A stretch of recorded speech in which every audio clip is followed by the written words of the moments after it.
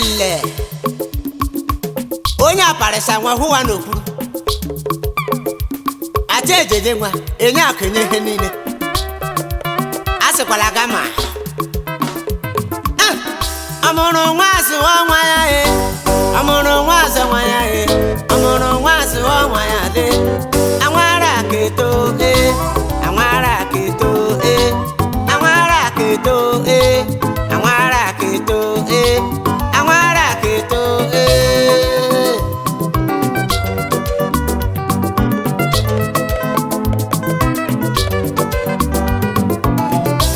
onye saya masa nwa keko onye saya masa nwa akwụlọ onye saya masa nwa akwụlọ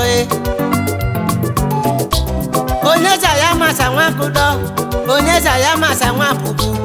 onye saya masa chenye nwa ịmụcha nwa na hasia nwo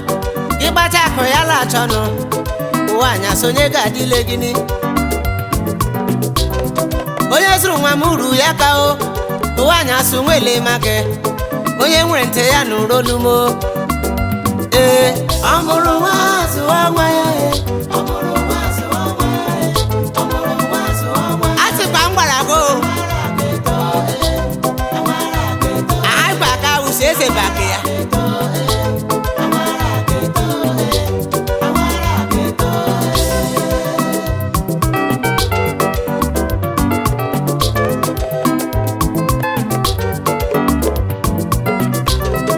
anwasarasu ugwu obodo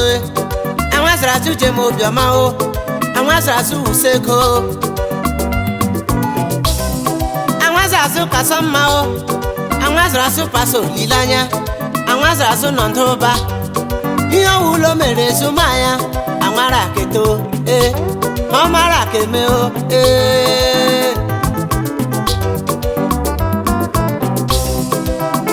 omeni nne m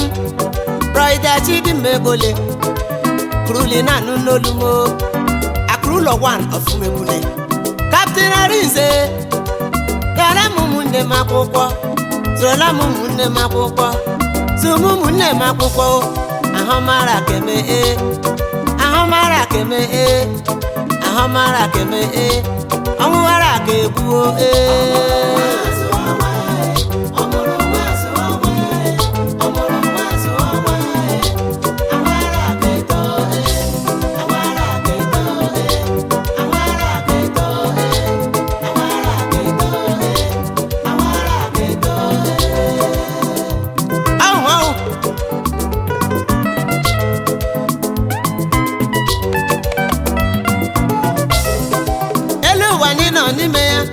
Nisuma nwa nwachi makiyo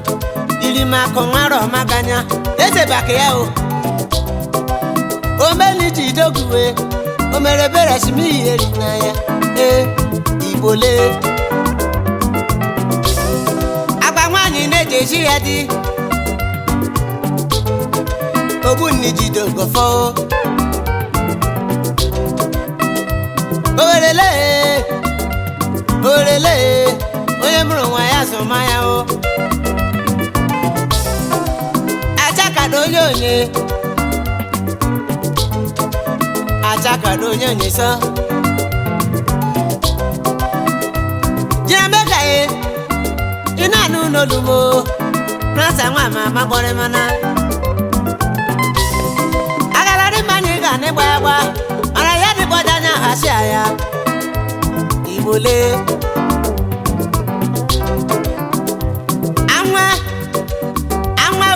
jenye n'elu wasila ndị mmanụ jenye nana onye gali inye anyị nwa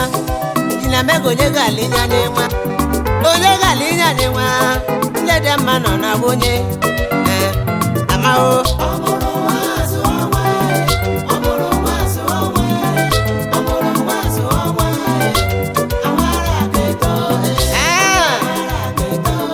oke na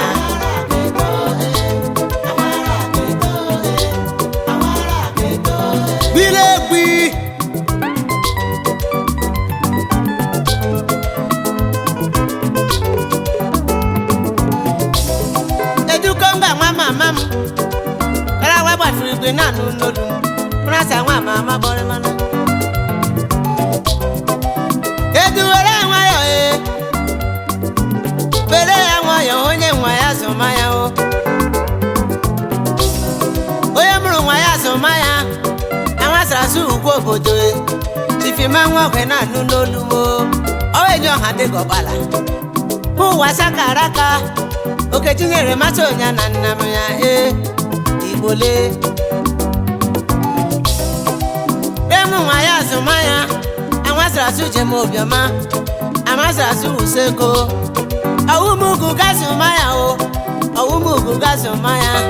ọwụrụ onye apara gazụma ya oro onye lelu ụwa onye mara ala nwachi ya ga-agozi agala m ije ụwa bọmanuchi m nwa anwa ugwu obodo ọmara keme ahọmara keme ahọmara keme ọnwụara ka egbuo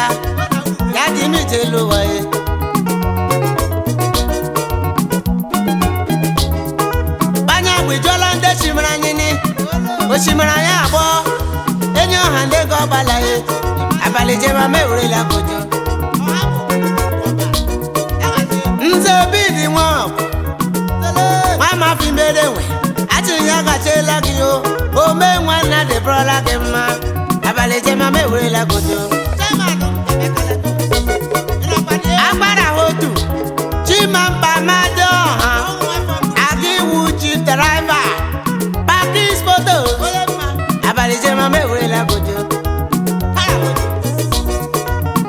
eje meze obodo le ma eje kpọrọ onye mma Okwuta Francis Nwakale onye mma Chidebere Nwakale gbanụ nna bụ ihe gbanụ ọ nọ Romania onye mma Reverend Chibuzo Nwakale gbanụ onye mma Kelechi Nwakale gbanụ meje mọnụ alụwelule egbe jeje ọgụ egbe ji gbagbu atịrị ya dị brọla gị mụ Rutu Nwakale gbanụ na ndị kara aka nnabe Mr. Anton Anụfọrọ oke nzewa na ọfụmụ ka abịa abalị jema m ewerela gojo onye isi ala le onye isi ala nnekede ede woko ogwu nwoke ọma ya dịla gị Emeka Ọbaracha ekpe Emeka onye sele iwu nwafọ ọfụmoke abalị jema m ewerela gojo mafụla akpọ asị ya gachila gị oke mma kpanụ n'osika anya sodo aka spiritual powerhouse ọwụ nwafọ mọgị umekwu n'anyị agaje Chief Titus Chike Amadi akụdị na nwa nwanyị fụngọgbala mekara aka akụdị na nwa ọwụ nwafọ umekwune ọnọ ọlụ Frank Nelson Okechi Ejechi one of Ejechi Agiwa assistant chief driver ITC Limited Imo State ọnọdụ ka dị egbe mma one ọfụngọgbala ịnwa fụm Ejechi umekwu n'anyị Adamobedi Nwakuwe Adịwu manager Arike Line onye mma arịbrọla gị mma lọdụ sidi ala Mrs. Eugenia onye mma ya gaziela nọ ndị mma o nlemejemanụ ụsa gọzi iwu nna onye mma kedu kwanụ maka demma aba okere ichie milion ịhụ afọ mọkị obike Dọsidile nwafọ ngọgbala asị mi na Ghana oke ọma dị mma ya gazie abalị jema m ewerela gojo Jude anụka m ihe bụ m iwe onye mma nwafọ Owerri n'ụlakpọ asị ya arịla gị mma ọwụ movement designers onye mma aka kwara aka ka ibe ya agazie the highest designer we have in the world Engineer Tiole m nwafọ umekwune ya dịla gị mma ị na-aka na gbaga ego gị dị mma gazie ndị mmale dema meje manụmo ndị ahụ mejaba abalị jema m ewerela n'ojo Captain Arizi Shimebole iwe onye mma ọchịsatụ nne mkpanụ Bethel Amadi onye mma King of the Salam Pass oje gbazokwu one of Amafọ Imerewe King ya rela gị mma Prince Irigbanụ Dioba Onyezi ị na Lagos nwafọ Amafọ Imerewe ya gazie kedu kwanụ maka Chief Aloy ololololo abalị jema m Shimebole majụmọmụ olenu ndị shimranya n'ịkpalị mgbaba bewerojo mmadụ mmadụ akpọọla mgbe andọma bejeje mba agazie